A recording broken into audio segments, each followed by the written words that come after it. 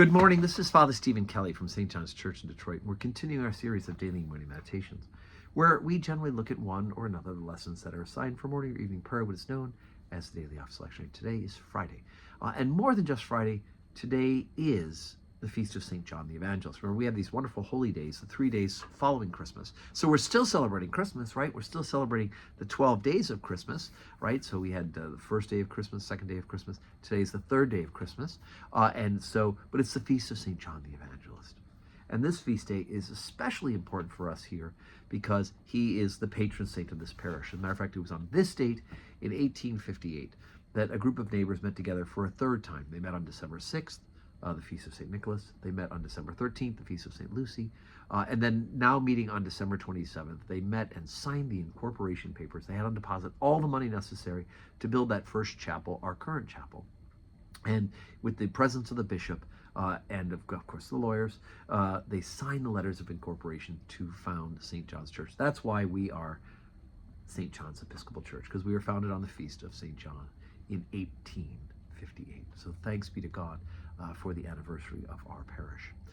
So John is the beloved disciple. He's believed to be the youngest of the apostles and is the only one of the 12 apostles. Well, of course, Judas killed himself after he betrayed our Lord, but of the other 11 original apostles, John is the only one to not meet martyrdom. He lives to a ripe old age and dies in his sleep. So let's take a little bit of look at part of John's writing, and that's in the 13th chapter, beginning at the 20th verse. Verily, verily, I say unto you, he that receiveth whomsoever I send receiveth me, and he that receiveth me receiveth him that sent me. When Jesus had thus said, he was troubled in spirit, and testified, and said, Verily, verily, I say unto you, that one of you shall betray me.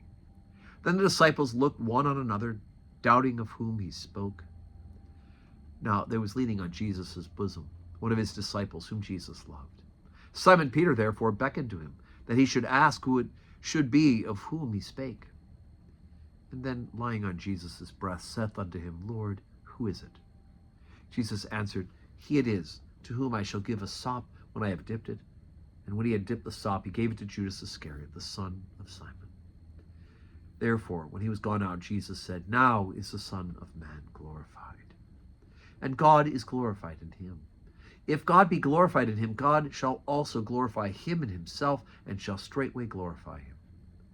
Little children, yet a little while I am with you. Ye shall seek me. And as I said unto the Jews, Whither I go, ye cannot come. So now I say to you, a new commandment I give you, that ye love one another as I have loved you, that ye also love one another. By this shall all men know that ye are my disciples, if ye have love one to another. And of course, we know that John's epistles, right? He wrote 3 epistles, are all about the proof of our faith is wrapped up in our love for God and our love for the brethren. So as we get a little taste of it here in his gospel as well, with what is known as the Mandatum, or the Great Commandment. So today is Friday here at St. John's Church. We don't usually have public worship today, but we are saying our prayers. We're thanking God for the anniversary of the founding of our parish, and we're preparing for worship on Sunday, and we're still celebrating Christmas in our hearts and in our lives.